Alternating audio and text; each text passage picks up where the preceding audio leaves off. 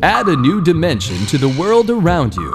Listen, learn, and find out why. We love Hakka. 多学一种语言，多开一扇视野。现在就让我们一起加入客家风情，大家来讲客家吧。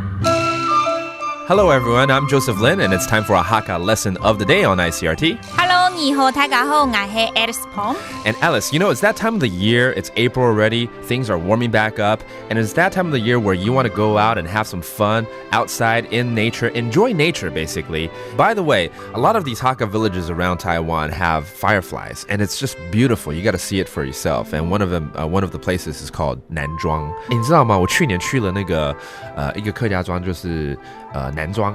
南庄，美丽的南庄哦，好玩，而且在那里呢，我还看到了我其实蒋妹嘿，什么蒋妹，我不漂亮女孩啊，也对，不，我们现在不要谈这个。Other than that， 看到很亮的东西，什么东西？天火？不是萤火虫啊。凤阳虫 ，Yeah， 凤阳虫 ，fireflies。这个萤火虫你喜欢吗？你有看过吗？有啊，有啊，很漂亮，很亮哦。而且我到那边还被骗了，你知道吗？怎么？因为那边有一些这种餐饮啊或咖啡店啊，他们因为萤火虫只有某个时段才会出现。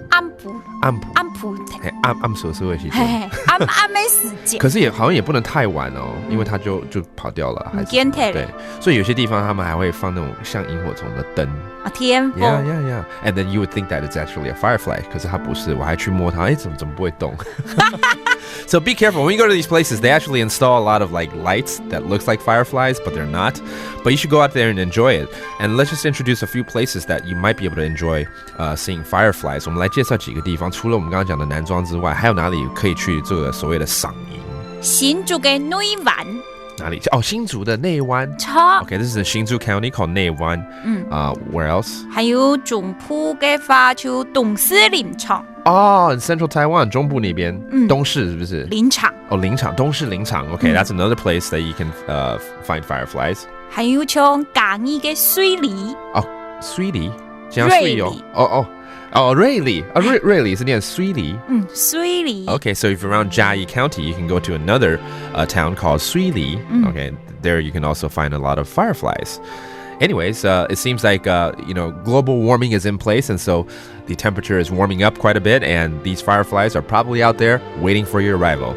And that does it for our Hakka lesson of the day. 什么太嘎？俺只say 张来了。客家风情由行政院客家委员会独家赞助。